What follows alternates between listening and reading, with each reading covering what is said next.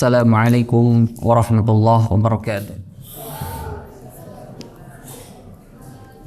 Alhamdulillahi rabbil alamin.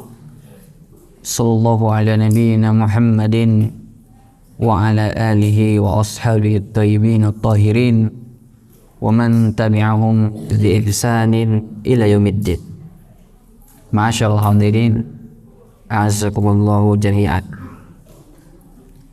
Kita lanjutkan kajian kita Tafaful Manam an A'immatil A'lam. Pada pertemuan yang sebelumnya kita sudah berbicara tentang bagaimana cara menghadapi perbedaan pendapat dari kalangan para ulama kalau terjadi perbedaan pendapat, atau bagaimana sikap kita sebagai seorang muslim dalam menyikapi masalah khilafiyah. Jadi kita membaginya menjadi dua kemarin.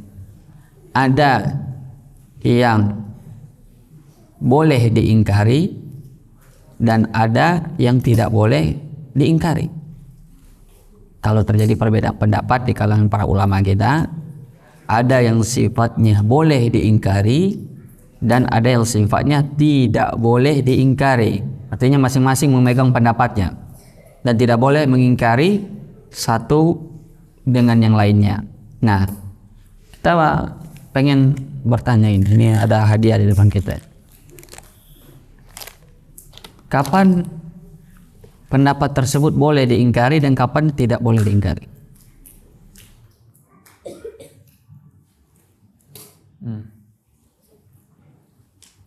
Ya. Pertama bilang dulu, boleh diingkari kalau begini, tidak boleh diingkari kalau begini. Supaya dia jelas yang mana. Boleh diingkari ketika dia tidak punya dalil atau tidak tahu. Nah, tidak ada ulama yang tidak punya dalil. Ulama itu tidak berbicara dari kantongnya. Tidak ada ulama yang berbicara dengan kantongnya. Semua memiliki dalil, walaupun terkadang kita harus kadang mengatakan dalilnya lemah, makanya kita boleh bantah. Semua pakai dalil, punya dalil mereka, cuma dalilnya kadang lemah. Kapan boleh diingkari dan kapan boleh tidak, dan kapan tidak boleh diingkari? Sebuah perkataan bisa diterima dan ditolak kecuali perkataan musuh. Mengerti pertanyaannya? Saya ulang pertanyaannya. Kapan pendapat ulama boleh diingkari dan kapan tidak boleh diingkari? Saya yang tahu.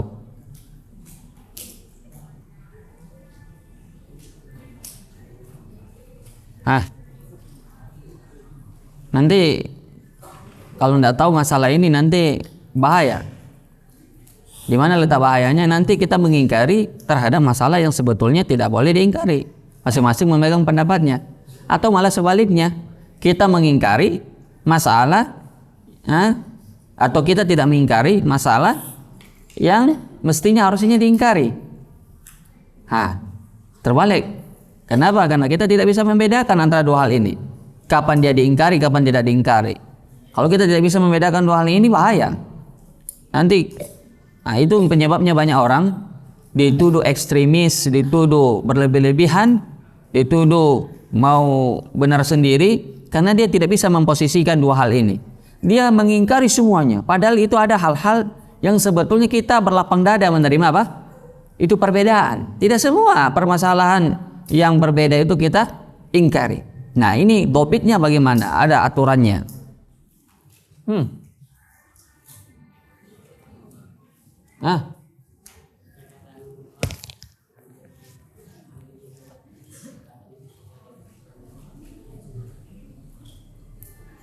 Bagaimana? Pertama bilang dulu, yang diingkari yang mana, yang tidak diingkari yang mana?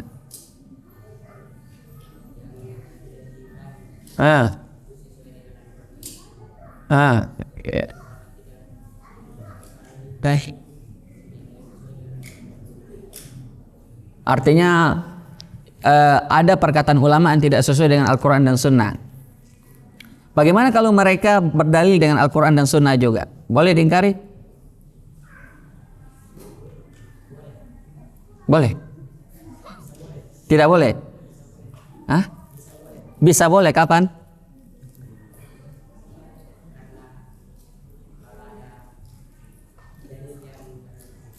Kalau ada yang bertentang langsung boleh diingkari. Begini, sudah mulai agak menjurus sedikit jawabannya, tapi masih belum. Siapa lagi yang kemarin? Ada yang mencatat ke kemarin bagaimana? Ya, silakan.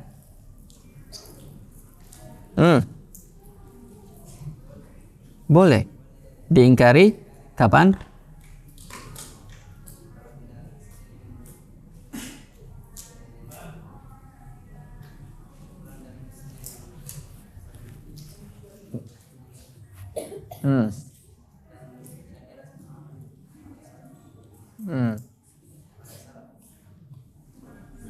Ini saya lihat ini diraba-raba ini jawabannya ini. Dari yang mencatat ya? Dari yang mencatat. Baiklah, kita langsung. Atau masih ada yang mau menjawab?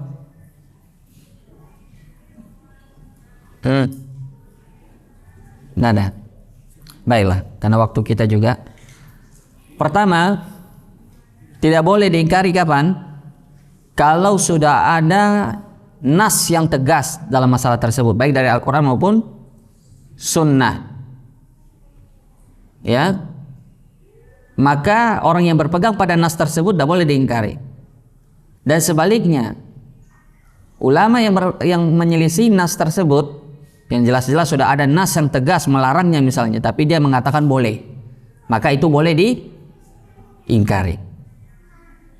Sudah jelas-jelas nasnya dari Al-Quran, sudah jelas-jelas nasnya dari Sunnah, dan berdasarkan pemahaman, ya tadi sudah ada menyinggung dari masalah pemahaman. Sini dulu, ambil dulu satu hadiah.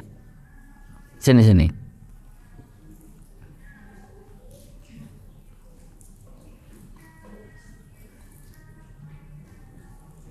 Tayyib. Ambil yang mana yang mau ambil. Satu aja. Ambil lagi satu. Nggak diabetes itu. Gula semua itu. Afan. Tayyib. Baik. Sekarang kita lanjutkan. Jadi misal nas mengatakan la nikah illa biwali, ya toh? Dengan tegas nas ini mengatakan tidak sah nikah tanpa wali. Lalu tiba-tiba ada ulama yang mengatakan sah nikahnya walaupun tanpa wali. Boleh diingkari atau tidak? Boleh. Misal nas mengatakan, Al-Quran maupun Sunnah mengatakan apa misalnya, riba hukumnya haram, wa ahallallahu al-bai'a wa harrama ar-riba. Jelas nasnya, Allah menghalalkan jual beli dan mengharamkan riba. Kalau ada ulama membolehkan, tidak apa-apa riba, yang penting bunganya sedikit. Kita bilang apa ini? Boleh diingkari atau tidak? Boleh. Karena nasnya sudah jelas, tidak diterima lagi ijtihad dalam masalah ini. Misalnya Allah berfirman, Ar-Rahmanu 'alal arsy istawa. Allah beristiwa di atas arsinya, artinya berada di atas arsinya. Jadi Allah itu di atas arsinya, di atas langit dan arsinya. Allah itu subhanahu wa ta'ala makhluk yang terbesar. Nah, kalau ada yang berijtihad, yang berpendapat Allah itu ya tidak beristiwa tapi beristaula, artinya Allah itu tidak di atas, tidak di bawah, tidak di kiri, tidak di kanan, pokoknya munazzahun an kullihiyah, an jihadisit, dari 6 arah. Jadi dia mengingkari Allah itu di atas. Kita bilang apa? Diingkari atau tidak? Diingkari. Kenapa diingkari? Karena nasnya jelas, Ar-Rahmanu 'alal arsy istawa. Dan pemahaman para salaf sepakat atas hal itu. Tidak ada, coba cari sahabat satu saja yang menyelisih ini pemahaman. Bahkan Ibnu Qayyim agak keras dalam masalah ini. Siapa yang mengubah kalimat istawa menjadi istaula, itu mirip dengan penyelewengan yang dilakukan oleh orang Yahudi. Sekarang saya mau kasih hadiah lagi. Siapa yang tahu plesetan-plesetan atau penyelewengan nas yang dilakukan oleh orang Yahudi dalam Al-Quran? Yang Allah bilang ini, dia plesetkan kata-katanya sedikit, berubah maknanya menjadi ini. Ayo. Biasa, makanya yang jago rajanya plesetan itu awalnya itu orang Yahudi, kemudian diikuti oleh orang Islam. Yang di surat Al-Baqarah. Wa qul unzurna wasma'u. Nah, di mana plesetannya di situ? Itu kan sebenarnya itu ro'ina itu artinya Perhatikanlah kami. tapi orang Yahudi mereka bilang ru'na. Ru'una, makna ru'una? Tolol. Tolol artinya ru'una. Bahkan antum anda bilang tidak mungkin anda bilang antum tolol. Ru'una itu artinya apa? Tolol. Tolol yang amat sangat. Jadi kalimat ro'ina itu yang diucapkan oleh sahabat kepada Nabi, ya Rasulullah ra'ina, yakni dengarkanlah kami. Tapi tiba-tiba kalimat ra'ina dipelesetkan oleh orang Yahudi menjadi apa? Ru'una. Maksudnya Nabi itu tolol, maksudnya ada para sahabat itu tolol. Itu pelesetan. Silakan ambil. Ada lagi dalam Al-Quran pelesetan-pelesetan yang dilakukan oleh Yahudi. Mana lagi contohnya? Masya Allah. Ayo. Tidak ada yang apa? Nah, sudah dijawab satu. Yang lagi banyak sebetulnya kita. Di antara pelesetan lain yang dilakukan oleh Yahudi, antum masih ingat? Aduh, masih tahu atau sudah? Tidak ada lagi yang ditahu. Silakan, masih ada satu hadiah. Nah, di antara pelesetan lain yang dilakukan oleh orang Yahudi apa? Ya, udkhulu baba sujada wa qulu hittatun. Orang Yahudi bilang apa? Hintatun. Mirip-mirip betul? Hitta dengan hinto, tapi maknanya beda sekali. Wa udkhulul baba sujada wa qulu hittatun naghfir lakum khotoyakum wa sanazidul muhsinin. Baik. Allah mengatakan, katakanlah wahai orang-orang Yahudi, hittatun naghfir lakum khotoyakum, katakanlah hitta. Hitta itu artinya Allah maghfir lana. Ya Allah ampuni dosa kami supaya kami ampuni dosa kamu. Kami berikan kamu rahmat kami. Tapi orang Yahudi, ya, di antara banaknya orang Yahudi itu, ya, susah diaturnya itu mereka suka memplesetkan itu. Apa mereka bilang? Hintatun. Hintatun itu artinya apa? Gandum. Hinta itu artinya kan? Gandum.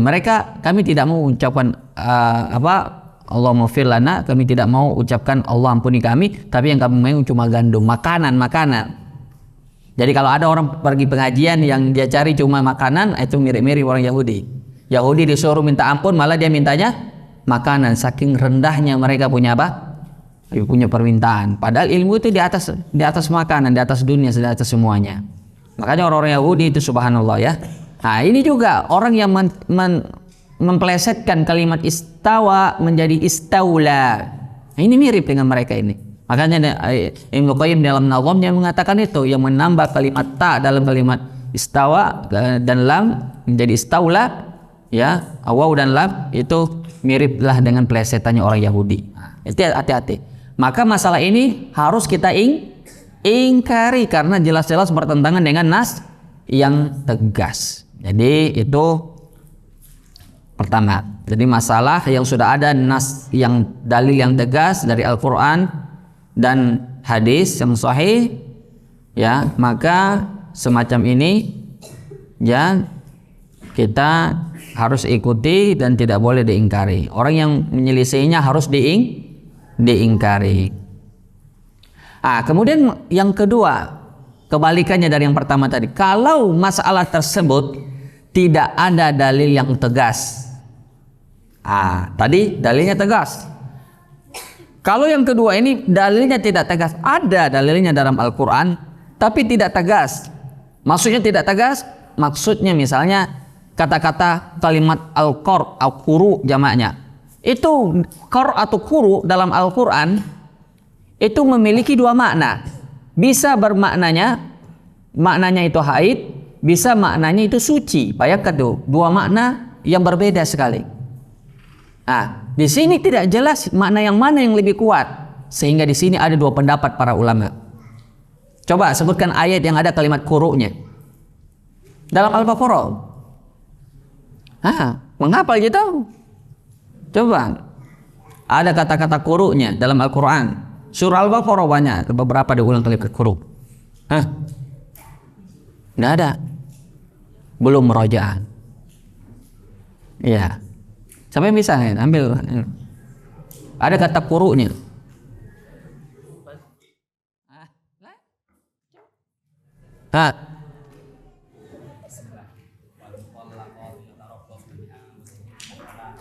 Na'am wal mutallaqatu yatarabbasna bi anfusihinna salasata quru. Salasata quru, 3 kali suci atau 3 kali haid itu. Orang haid yatarabbasna, yakni menunggu masa iddah, itu salasata quru, 3 kali haid apa 3 kali suci? Haid.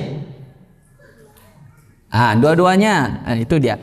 Ada yang berpendapat haid, ada yang berpendapat suci, karena quru ini dalam bahasa Arab kadang dia bermakna haid, kadang dia bermakna suci. Maka para ulama ya masing-masing memiliki pendukung dari pendapat ini. Ulama yang mengatakan itu maknanya suci, ulama yang mengatakan itu maknanya haid, itu ada ya masing-masing dari pendapatnya. Ini kalimatnya tidak tegas. Maka di sini tidak boleh diingkari karena nasnya tidak tegas menyatakan ini haid atau suci, karena kalimat quru itu multi tafsir.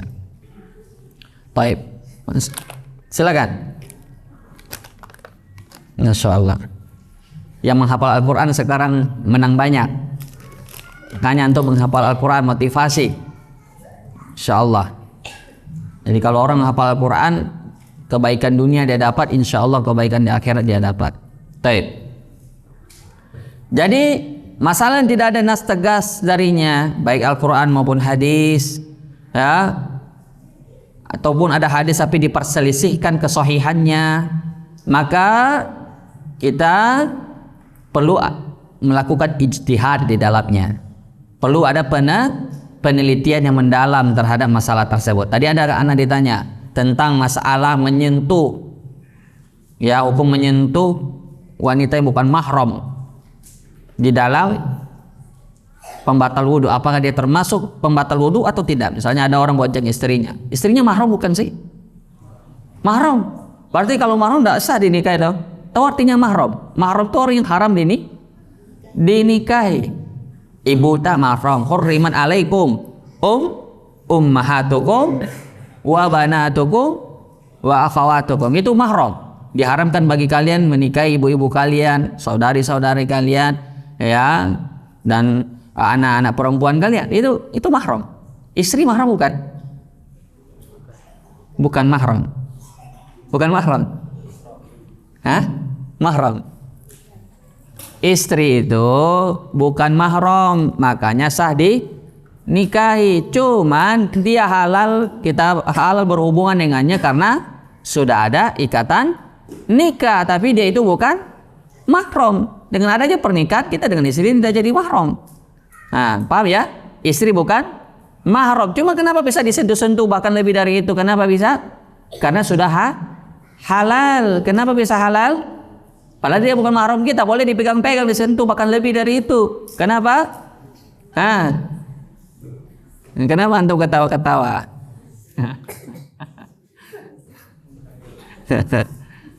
Boleh dipegang, kenapa? Karena sudah ada ikatan pernikahan yang menyebabkan itu halal.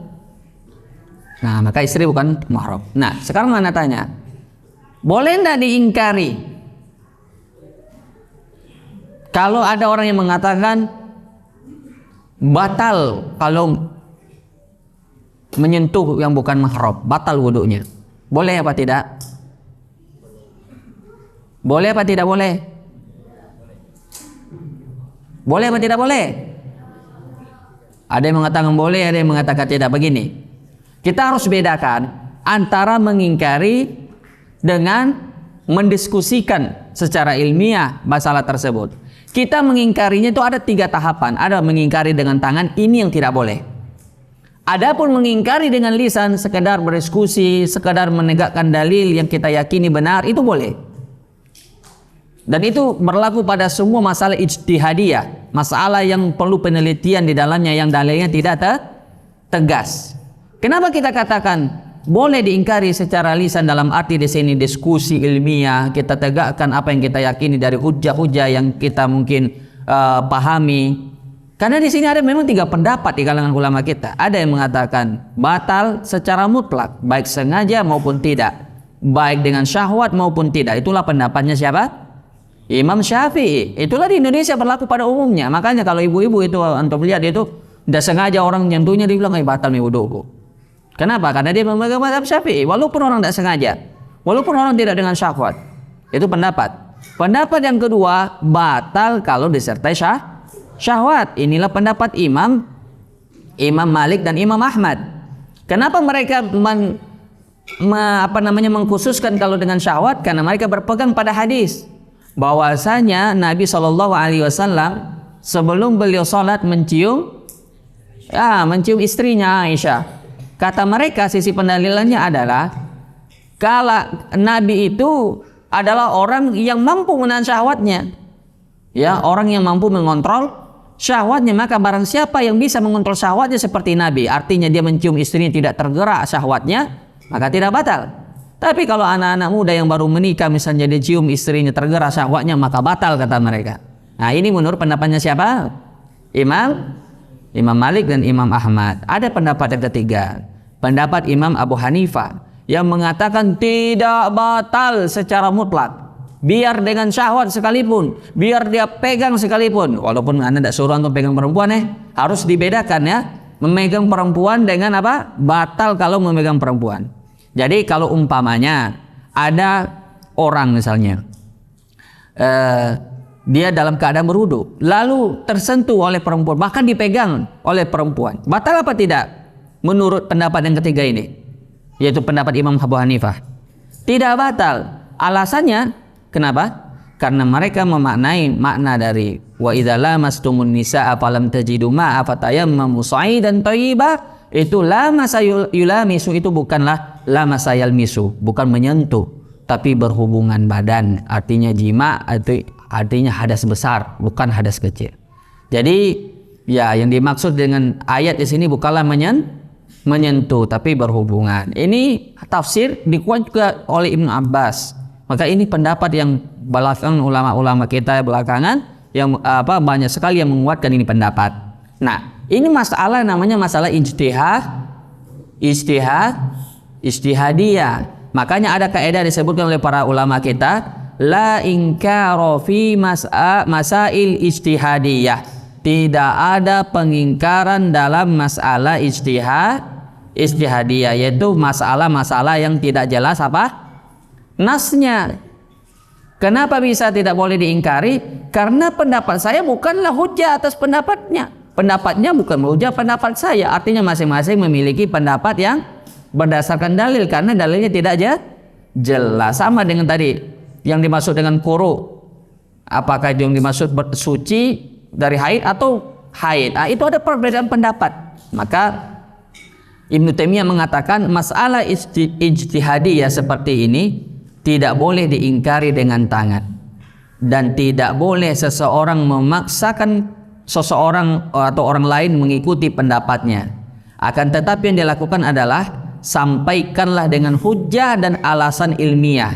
Jika telah terang salah satu dari dua pendapat yang diperselisihkan, maka ikutilah pendapat yang kuat.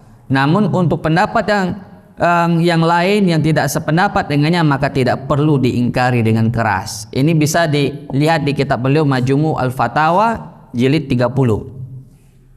Ini Syekhul Islam, itu banyak sekali kitabnya. Jadi kita masalah kunut subuh kita berdiskusi, menegakkan hujjah secara ilmiah, ya toh, alasan-alasan ilmiah kita kenapa kita tidak kunut subuh kita jelaskan.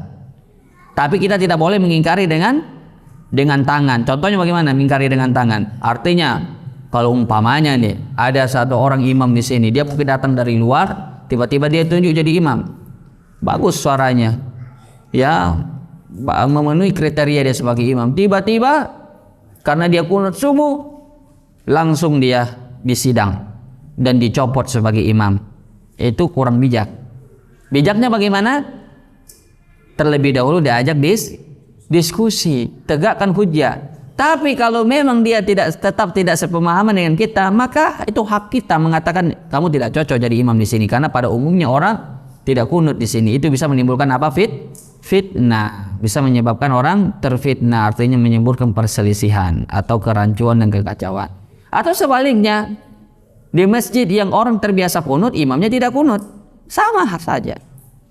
Makanya Syekh Shalih Fauzan memasukkan kategori kayak kunut ini masalah ijtihadiyah. Makanya beliau ditanya, kalau seorang imam kunut, maka sikap kita sebagai makmum apa? Ikut kunut. Karena ini masalah apa? Ijtihadiyah. Innama ju'ilal imam liyutamma bi. Imam diangkat gunanya untuk diikuti, kata beliau. Maka dalam masalah ijtihadiyah kita ikuti imam. Itu fatwanya beliau. Walaupun sebagian mengatakan kita tidak harus mengikuti imam walaupun imamnya kunut, karena telah jelas dalilnya yang rajih bahwa Nabi tidak pernah kunut dalam subuh. Bahkan hadis yang mengatakan Nabi tidak kunut subuh itu lebih tegas, mengatakan ai bunayya muhdas, wahai anakku, kunut subuh itu adalah bid'ah. Sampai di sini jelas. Jadi sudah bisa kita bedakan mana yang masalah yang bisa diingkari dan masalah yang tidak perlu diingkari dengan keras. Masalah yang diingkari yang jelas-jelas menyelisih dalil, entahkah itu masalah akidah, entahkah itu masalah fikih, semua. Kalau jelas-jelas bertentangan dengan dalil, maka kita ingkari. Tapi kalau masih belum jelas dalilnya, belum tegas dalilnya, masing-masing beristihad sesuai dengan kadar keilmuannya, maka kita saling menghormati apa? Pendapat. Inilah cara pertengahan dalam menyikapi masalah ini, dan inilah yang disebutkan oleh Syekhul Islam dalam kitabnya ini, Raf'ul Malam an Aimatul Alam.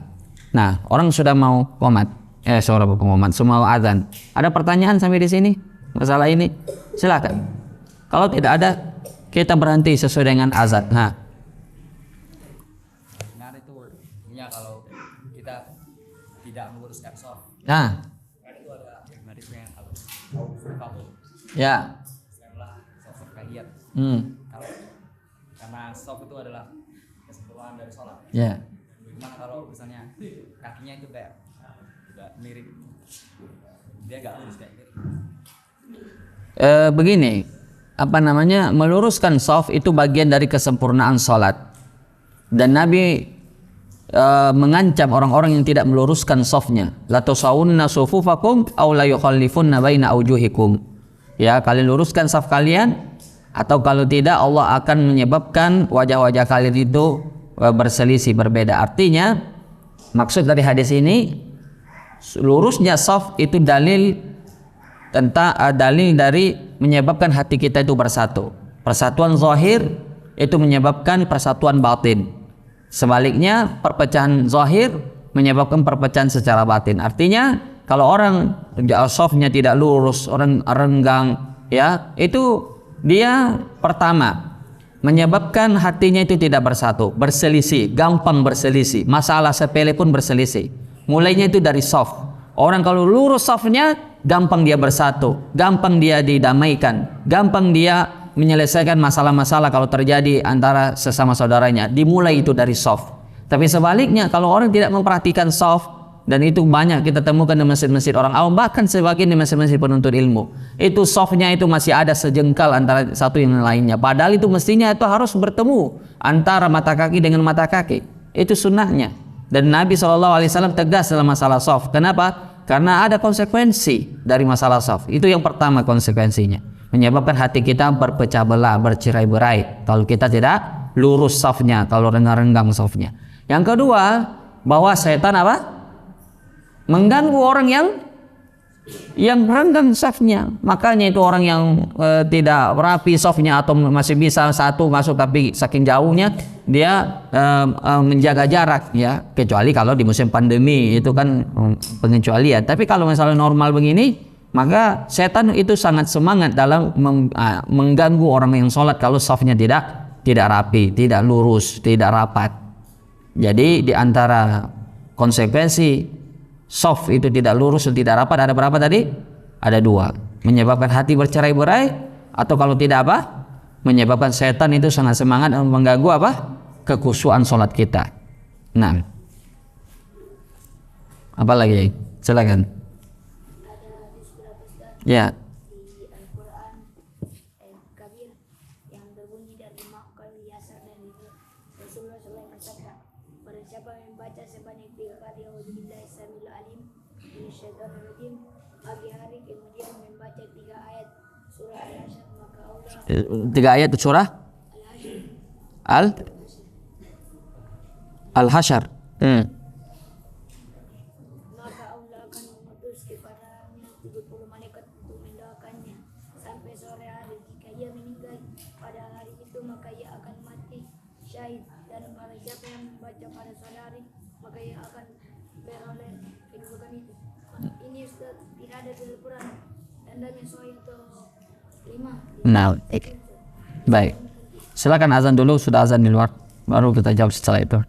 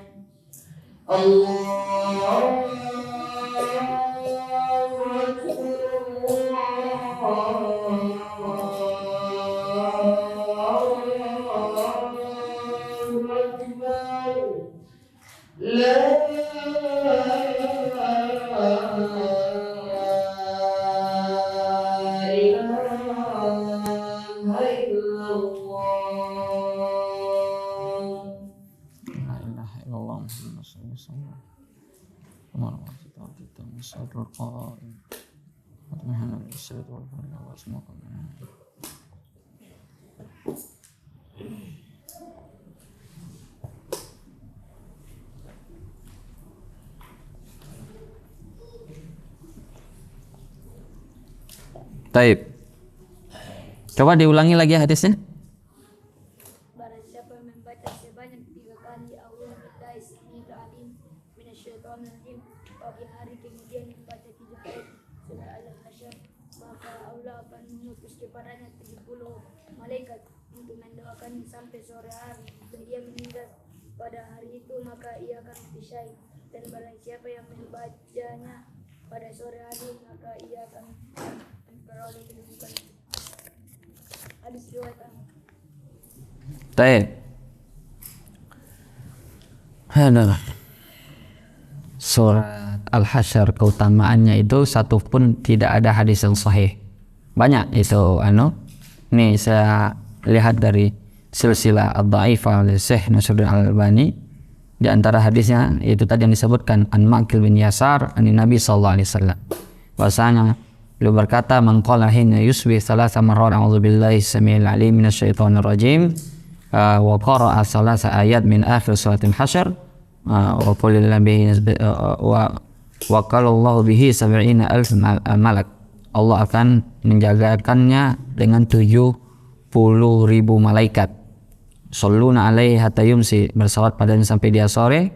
Wa in mata fi dzalikal yaum mata syahidan, kalau dia mati syahid. Wa man qala hina yumsi kana bitilkal manzilah, kalau dia mati dalam keadaan sore hari maka kedudukannya juga sama seperti itu. Qala Abu Isa, yakni dimaksud Abu Isa sini Imam At-Tirmidzi. Abu Isa, hadza hadisun gharib la na'rifu illa min hadzal wajh. Ya, tidak diketahui jalur yang ini atau dari jalan periwayatan yang ini. Maka derajat hadisnya derajatnya dhaif. Hadisnya dhaif, lemah, karena di sini ada seorang perawi yang bernama Khalid, bukan Ustaz Khalid ya. Perawi Khalid bin Yahya. Khalid bin Tohman Abul A'la bin Khaffaf. Khalid bin Tohman Khalid bin Tohman Abu Al-Ala Al-Khaffaf. Dia ini seorang perawi yang lemah, seorang perawi yang dhaif, sehingga hadis yang diriwayatkannya juga dinilai dhaif. Imam Yahya bin Ma'in, seorang ahli ilmu jarh wa ta'dil ya, ahli perawi, beliau mengatakan dia itu seorang yang dhaif, telah mengalami kekacauan pada hafalannya sejak 10 tahun sebelum dia wafat. Jadi artinya sejak 10 tahun sebelum wafat, sebelumnya beliau itu thiqah, terpercaya, kuat hafalannya. Tapi setelah 10 tahun kacau hafalannya, entahkah itu karena dia pikun, entahkah karena ada yang menimpanya sehingga kacau hafalannya. Dan itu biasa terjadi pada seorang perawi. Dia di awal-awal riwayatnya dia dihukumi hadisnya sahih, tapi di akhir-akhir ayatnya bisa mengalami kekacauan hafalannya dan dihukumi hadisnya lemah. Dan itu antum nanti pelajari di ilmu hadis. Imam Al-Hafiz Ibnu Hajar Al-Asqalani juga berkata tentang perawi ini, dia perawi yang soduk, yang jujur, tapi tertuduh menganut pemahaman Syiah, muttaham bitasyayyu, ya, tertuduh ya. Kemudian pernah mengalami kekacauan pada hafalannya. Nah, Syekh Albani juga mengatakan hadis ini dhaif atau lemah dalam kitab beliau Irwaul Ghalil ya. Jadi kesimpulannya hadis ini apa? Dhaif dan tidak bisa dijadikan sandaran dalam fadail. Ya, tidak bisa dijadikan sandaran dalam fadail. Ya, kita membaca surah Al-Hasyr sebagaimana kita membaca surah-surah yang lainnya dalam Al-Qur'an. Ya, kecuali kalau ada hadis khusus yang bercerita tentang keutamaan surah tersebut, baru kita yakini keutamaannya, kekhususannya. Kalau apa? Hadisnya sahih. Seperti apa contohnya? Surat Al-Kahfi, seperti contohnya surat Al-Mulk. Ya, surah Al-Mulk apa keutamaannya? Ya, terhindar dari siksa kubur, dari fitnah kubur ya. 30 ayat dalam Al-Qur'an, kalau orang membacanya sebelum tidur, dia terhindar dari fitnah kubur. Itu juga surah Al-Kahfi, orang yang membaca 10 ayat atau menghafal 10 ayat di awal surah Al-Kahfi terhindar dari fitnah Dajjal dan diterangi baginya dari Jumat 1 ke Jumat berikutnya dan seterusnya. Tapi kalau selama tidak ada keutamaan dari surah tersebut, maka kita berpegang pada keutamaan umum dari Al-Qur'an pada umumnya. Jadi sama saja membaca surat Yasin, membaca surat Al-Hasyr itu tidak ada bedanya. Makanya banyak di Indonesia ini orang terjerumus dalam hal-hal yang seperti ini, hadis-hadis dhaif yang dijadikan apa? Pegangan dalam masalah fadail keutamaan. Makanya untuk melihat itu kalau di Indonesia terutama, itu orang sangat mengunggulkan keutamaan surah Yasin. Bahkan dari lahir sampai mati Yasin semua. Lahir dibacakan Yasin. Kemudian malam Jumatan Yasin lagi, nanti malam nisfu Sya'ban Yasin lagi, kemudian orang mati Yasin lagi. Kita bertanya, ini dari mana ini? Nah, ini dari hadis-hadis yang dhaif itu. Ada orang memiliki pegang-pegangan tapi tidak ada yang sahih. Paham antum ya? Baik.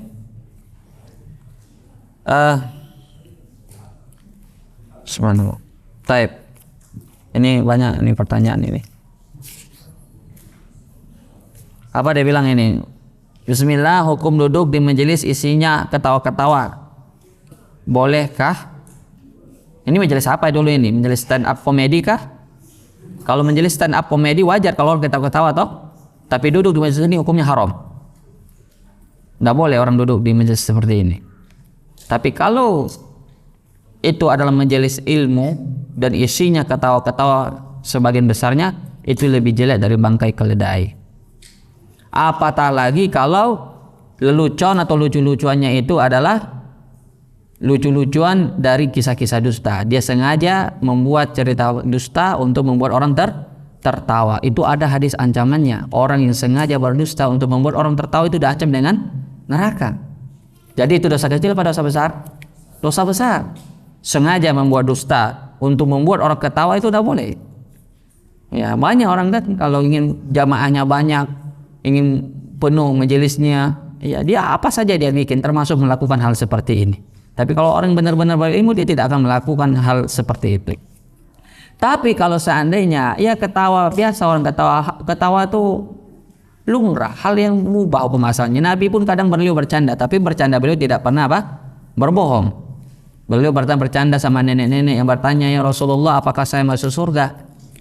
Dia bilang, Rasulullah tidak. Akhirnya nenek ini sedih karena Nabi mengatakan dia tidak masuk surga. Lalu dia pergi pulang dalam keadaan sedih, bertemu dengan Umar di jalan. Kenapa kamu sedih? Dia bilang, Nabi bilang saya nenek-nenek tidak masuk surga. Umar ketawa, memang betul, makin sedih dia. Dia bilang tidak masuk surga. Ternyata apa yang terjadi? Umar ingin menjelaskan bahwa tidak ada nenek-nenek di surga, semua akan kembali menjadi muda, menjadi gadis kembali. Di situlah akhirnya dia senang. Nabi berbohong tidak? Tidak, tapi ini leluconnya Nabi itu agak tinggi. Ya, maksudnya memang nenek-nenek tidak ada masuk surga. Semua nanti kalau dia mati dalam keadaan nenek-nenek, nanti kalau dia ditakdirkan masuk surga, dia kembali menjadi apa? Menjadi muda. Itu sesuatu yang lucu sebetulnya, dan tidak mengapa kalau seandainya itu tidak dusta. Maka kalau ada orang ustadz ceramah dia kemudian ada lucu-lucunya, tidak ada masalah, tidak tercela. Tapi yang penting jangan berbohong dan jangan itu lucu semua isinya. Nah, Nabi itu dulu majelisnya itu zarafat min hal uyun, ya, membuat air mata meleleh, membuat hati gemetar. Makanya siapa lagi namanya? Hanzalah yang digelari ghusilul malaikah, yang orang-orang yang dimandikan oleh malaikat, itu mensifati majelisnya Nabi. Kalau kita duduk di majelis Nabi, seolah-olah itu surga dan neraka itu ada di depan mata kita. Jadi seolah-olah kita pengen beramal untuk akhirat, seolah-olah kita tidak mau lagi dunia. Begitu betul itu sifat majelisnya Nabi. Kalau kita di majelis Nabi, kalau Nabi bercerita tentang neraka, seolah-olah itu neraka di depan mata kita. Ketika beliau bercerita tentang surga, seolah-olah apa? Surga itu di depan mata kita, saking segitunya itu majelis Nabi, sehingga mereka itu tidak berhasrat lagi pada dunia. Tapi kata beliau, tatkala kita sampai lagi kepada ke rumah kita, ke istri dan anak-anak kita kembali lagi lupa dan bermain-main dengan mereka dan lupa apa yang disampaikan oleh Nabi. Sehingga Hanzalah merasa dirinya munafik. Lalu dia pergi menuju Nabi bersama Abu Bakar, karena Abu Bakar mengatakan saya juga begitu di majelis Nabi, iman saya naik. Tapi kalau saya kembali ke rumah, turun lagi iman saya. Apa kata Nabi? Saatan-saatan ya Hanzalah. Ya, kalau seandainya imanmu tetap terus sebagaimana kamu di majelisku, nanti kamu akan disalami oleh malaikat. Jadi levelnya lagi bukan level manusia, sudah imannya levelnya malaikat. Jadi wajar. Jadi begitu sifat majelisnya Nabi. Kalau majelis begitu sekarang tidak laku. Di zaman sekarang orang lebih suka ya banyak lucu-lucunya, yang suka bikin orang ketawa-ketawa. Baik.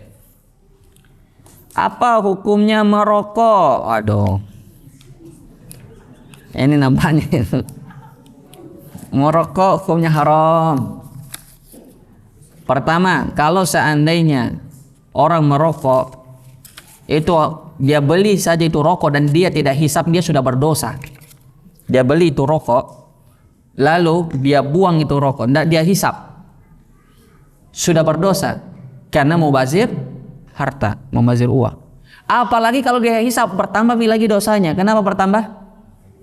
Membahayakan tubuhnya dan orang lain.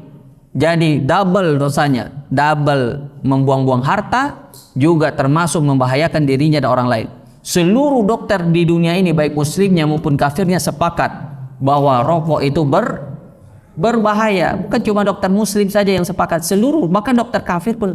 Bahkan kita lihat, mungkin antum bisa lihat, ketika anak pemilik pabrik rokok ditanya, apakah Anda merokok? Tidak. Terus ditanya oleh wawancaranya, apakah Anda tidak percaya dengan produk Anda sendiri? Dia bilang, bukan begitu. Saya atau kami menjadikan rokok ini sasarannya adalah untuk orang-orang dewasa, dan saya orang dewasa, saya memilih untuk tidak merokok karena saya tahu rokok itu berbahaya. Bayangkan itu. Ini siapa yang bicara ini? Anak merokok, sendiri tidak merokok. Ya, antum berarti bagaimana itu? Yang merokok, yang sudah tahu bahaya rokok, maka tinggalkan rokok sekarang juga. Tidak ada satupun dalil yang membolehkan orang membahayakan dirinya dan orang lain. Tidak ada. Makanya Allah secara umum dalam Al-Quran mengatakan, wa ahallalakumut thayyibat wa harrama alaikumul khaba'is. Allah menghalalkan bagi kalian apa? Yang baik-baik, dan mengharamkan bagi kalian yang buruk. Sekarang pertanyaan, rokok itu baik apa buruk? Sepakat semuanya, nah ada yang bilang rokok itu baik. Rokok itu membahayakan paru-paru, jantung. Di bungkusnya kan ada tulisannya itu. Apa tulisannya di bungkusnya? Merokok membunuh, merokok dapat menyebabkan kanker paru-paru, potensi gangguan jantung seterusnya. Berarti itu rokok itu bagi apa? Bagi orang yang tidak bisa membaca atau bisa membaca. Jadi ditanya orang, kamu merokok? Iya. Kamu tidak tahu itu tulisan yang di rokok itu apa? Merokok bisa menyebabkan kanker paru-paru dan seterusnya. Dia bilang, iya saya baca, tapi setelah saya baca itu saya berhenti membaca, katanya. Bukan berarti merokok, berarti membaca. Itu saking sudah susahnya itu. Jadi di dunia ini ada 3 orang yang sangat susah dilarang. Siapa itu 3 orang itu? Perokok,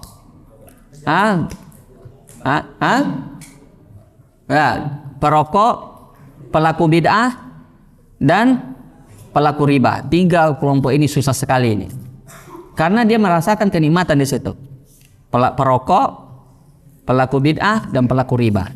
Coba antum larang mereka, susah. Kecuali kalau dapat hidayah.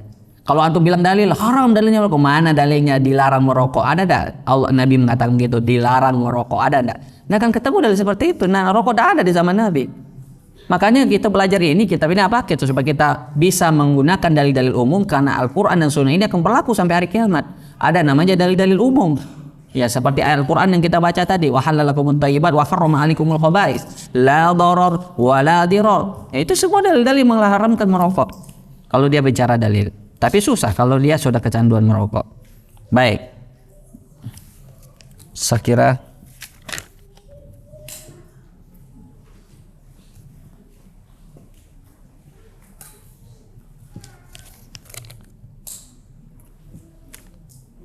apa hukumnya memanjangkan rambut sampai bahu?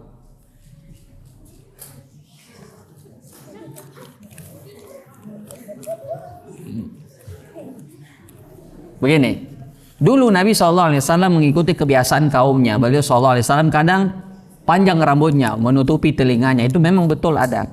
Tapi ingat, itu kebiasaan memanjangkan rambut. Kalau pertama, tujuan mengikuti Rasul itu tidak mengapa, karena Rasul SAW pernah memanjangkan rambutnya, tapi tidak sampai bahu.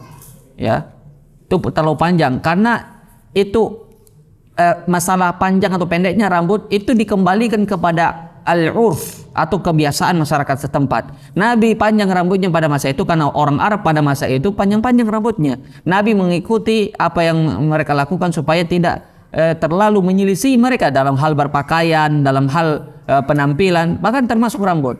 Nah, Sekarang urf di masyarakat kita, kalau orang panjang rambutnya itu orang yang dianggap baik atau tidak? Dianggap mungkin preman, dianggap mungkin orang begini dan begini, itu urf. Maka kita mestinya bisa menyesuaikan diri dengan hal itu. Kita tidak berbicara boleh atau tidaknya, karena hukum agama ini tidak melulu berbicara boleh atau tidak bolehnya. Saya kasih antum contoh ya. Auratnya laki-laki itu dari mana sampai mana? Dari pusar sampai lutut. Berarti dada, perut itu tidak termasuk aurat. Atau berarti kalau dia telanjang dada, telanjang perut tidak berdosa. Sekarang Anda mau minta antum, nanti besok siang-siang jalan di depan sana di jalan raya tanpa pakai baju. Nggak pakai baju jalan-jalan situ. Dikira orang gila. Betulan, padahal itu tidak berdosa dalam hal ini. Kecuali kalau untuk hajat keperluan tertentu, misalnya orang umroh, dia buka itu kan biasa. Ini orang misalnya kalau kita buka baju di depan orang banyak itu tidak berdosa sebetulnya karena aurat kita pusar sampai lutut. Tapi kita tidak melakukannya. Kenapa? Karena menurut kebiasaan masyarakat itu bagian dari khawarid al-muru'ah. Tahu khawarid muru'ah? Yang bisa menjatuhkan wibawa. Padahal hukum asalnya itu bukanlah aurat. Jadi itu harus dipahami. Jadi hukum asalnya jangan menyelisih kebanyakan dari urf kaum supaya tidak terjadi salah sangka dari orang-orang.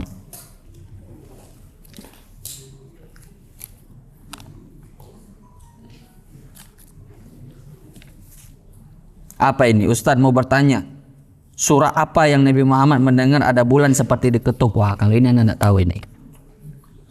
Surah apa yang Nabi Muhammad mendengar ada bulan seperti diketuk? Ada yang tahu? Kalau ada yang tahu silakan dijawab. Anda tidak tahu? Hah?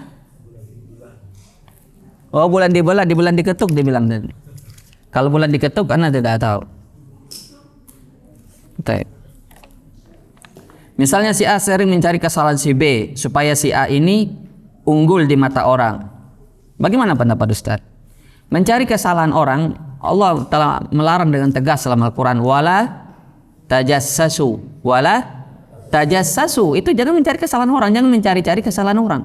Wala tajassasu wala yaktab ba'dukum ba'dha ayuhibbu ahadukum ay ya'kula lahma akhihi maitan fakarihtumu wattaqullah. Jadi mencari-cari kesalahan orang, menggibah satu sama lain, ini dosa berat loh. Kalau tidak selesai dia di dunia, dia akan berlanjut di akhirat. Inilah yang dikenal dengan hadis muflis, hadis orang-orang yang bangkrut. Kenapa bangkrut? Karena nanti di hari kiamat dia akan transfer pahalanya kepada orang yang dia cari-cari kesalahannya ini, yang dia gosipi ini. Tapi kalau dia minta maaf di dunia, selesai masalahnya. Tapi kalau tidak, akan berlanjut sampai hari kiamat. Berbeda dengan dosa kita terhadap diri kita sendiri. Kita zalim misalnya, kita mungkin pernah melakukan dosa tapi tidak ada hubungannya dengan orang lain, maka itu ya ada kemungkinan Allah ampuni walaupun ya kita tidak sempat bertobat darinya, atau ya kita membawa dosa tersebut meninggal menghadap Allah, itu ada kemungkinan diampuni karena tidak ada hubungannya dengan orang lain. Tapi kalau berhubungan dengan haknya orang, itu tidak cukup dengan istighfar, itu harus ada syarat yang lain, yaitu penghalalan, harus dihalalkan oleh orang yang bersangkutan. Jadi kalau kita ingin naik, tidak perlu harus menginjak orang supaya kita naik. Kita bisa kita bisa berprestasi tanpa harus menjatuhkan orang. Makanya kalau orang bersaing itu harus bersaing dengan sehat, sehingga berkah dia punya, ya mungkin ilmu atau harta dan sebagainya. Kalau begini modelnya, ini caranya orang-orang yang hasad. Ini tidak benar. Ini bisa menghanguskan harta, menghanguskan pahala yang kita perbuat. Makanya ana sarankan, ini momennya juga, sebelum kita masuk bulan Ramadan, itu hendaknya kita selesaikan semua permasalahan kita dengan orang lain yang berkaitan dengan hak-hak orang. Kalau tidak selesai ini masalah kita berkaitan dengan hak-hak orang lain, itu pahala puasa kita itu bukan untuk kita, tapi untuk siapa? Untuk orang yang kita zalimi. Maka orang yang suka-suka mencari kesalahan orang lain, itu yang jelas bahayanya. Tapi begini, kalau seandainya ada hal-hal yang sifatnya perlu untuk diperbaiki, ya dalam arti perlu dinasehati, itu malah disyariatkan. Nabi mengatakan, man ra'a minkum munkaran falyughayyirhu biyadihi fa illam yastati' fa bilisani fa illam yastati' fa biqalbi. Itu Itu bagian dari amar ma'ruf nahi mungkar. Kita lihat saudara kita menyimpang, kita ingatkan. Makanya Nabi juga mengatakan ad-dinu nasihat. Agama ini nasihat. Agama ini intinya nasihat. Orang ya kalau tidak mencegah satu sama lain dari perbuatan keji dan mungkar, justru seperti ahlul kitab yang dicela oleh Allah dalam Al-Quran. Apa kata Allah dalam Al-Quran? Kanu la yatanahawna an munkarin fa'alu labi sama kanu yaf'alun. Kanu la yatanahawna an munkarin fa'alu. Mereka itu kalau temannya dilihat berbuat mungkar, la yatanahawna an munkarin. Mereka tidak mencegah dari perbuatan mungkar. Dia diam saja padahal dia tahu itu mungkar. Itu bukan mencari-cari kesalahan namanya ya, itu meluruskan kemungkaran. Itu beda. Jadi harus dibedakan antara dua hal. Kalau mencari-cari kesalahan orang artinya memang dia senang melihat orang salah dan dia menjadikan kesalahan orang itu sebagai apa? Alat untuk menjatuhkan itu orang. Beda halnya kalau untuk amar ma'ruf nahi mungkar. Dia ingin orang ini selamat dari dosa tersebut, dari kesalahan tersebut, dan dia ingin selamat kaum muslimin dari akibat dari dosa tersebut. Maka dia ingatkan. Jadi dua hal yang berbeda. Maka yang pertama hukumnya haram, mencari-cari kesalahan orang hukumnya haram. Yang kedua hukumnya apa? Disyariatkan. Sebab kalau kita cuma soleh untuk diri kita sendiri, tapi kita tidak peduli dengan kemungkaran di sekitar kita, itu berat ancamannya. Di satu hadis Nabi mengatakan, ketika Allah memerintahkan dua malaikat untuk menghancurkan, memporak-porandakan suatu kaum, lalu malaikat ini melihat ada orang masih ibadah, lalu malaikat melapor lagi kepada Allah, ya Allah, bagaimana kami mau menghancurkan ini tempat sedangkan masih ada orang beribadah? Apa kata Allah? Ibda minhu, mulailah dari orang ini, hancurkan itu tempat, mulai dari tempat orang tersebut. Kenapa? Karena ketika dia melihat kemungkaran tidak berubah wajahnya, dia sibuk dengan ibadahnya sendiri, tapi dia tidak peduli dengan kemungkaran yang ada di sekitarnya. Justru Allah murka ya orang-orang yang seperti ini. Maka kalau mencari-cari kesalahan tujuannya menjatuhkan orang, menjatuhkan harga diri orang, itu tidak boleh. Tapi tujuannya untuk menasehati, memperbaiki dan sebagainya, itu disyariatkan. Saya kira ini dulu ya. Terakhir ini hukum tilawah. Maksudnya yang lagu-lagu itu ya, yang irama-irama ya, yang irama bayati, nahwan, irama apa lagi? Ros apa lagi? Sudah kaya tangga-tangga musik saja ini. Ada nama-namanya. Ini sepakat ulama-ulama yang mengerti di bidang syariat mengharamkannya. Saya pernah mendengar fatwa ini 2 kali. Satu di Masjid Nabawi, satu di Masjidil Haram dari 2 ulama yang berbeda, ulama senior. Dan keduanya mereka mengharamkan. Kayak ini menjatuhkan Al-Quran, menyamakan Al-Quran dengan musik. Tapi kalau ada orang memang tabiat suaranya bagus dan kalau dia melakukannya, memperbaiki suaranya, itu tak ada masalah ya, mentartilnya dengan suara yang indah sebagaimana yang dilakukan oleh Abu Musa al-Asy'ari ya, ketika beliau membaca Al-Quran Nabi mendengarnya, lalu Nabi mengatakan faqutita mizman min mazamir ali Daud, ya kamu diberi keindahan suara seperti keluarga Nabi Daud. Kan Nabi Daud kan merdu suaranya, bahkan gunung-gunung dan semua ikut bersama beliau. Nah kata Abu Musa al-Asy'ari, kalau saya tahu ya engkau mendengarku maka aku akan memperindah lebih dari ini. Artinya apa?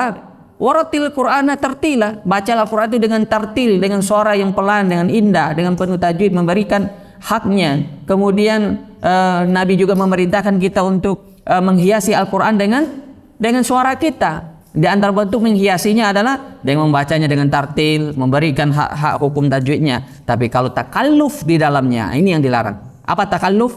Memberat-beratkan. Harus coba pakai irama ini, pakai irama ini. Kalau irama ini begini modelnya, irama ini modelnya. Ini tidak boleh. Ini namanya takalluf dan ini dilarang oleh para ulama kita. Ini menjadikan Al-Quran itu menjadi rendah, ya, menjadi rendah, dijadikan sama seperti tangga-tangga nada-nada musik, dan ini hukumnya haram. Tapi kalau tidak ada takalluf, tidak ada memberat-beratkan diri, dia memang murni suaranya bagus, mengalir tanpa ada beban-beban yang menyebabkan dia harus mengikuti ini suara ini, maka ini diperbolehkan. Kalau antum lihat dengar suara imam Masjidil Haram, itu merdu-merdu semua, bagus-bagus didengar. Tapi mereka tidak ada itu yang menganjurkan yang tilawah irama-irama nada begitu. Itu mereka tahu hukumnya bahwa itu menyamakan Al-Quran dengan tangga nada musik, dan itu hukumnya dilarang. Wallahu alam. Barangkali ini dulu pembahasan kita, mudah-mudahan bermanfaat ya. Wallahu ta'ala a'lam. Bismillah bihamdik, asyhadu an la ilaha illa anta, astaghfiruka wa atubu ilaik. Assalamualaikum warahmatullahi wabarakatuh.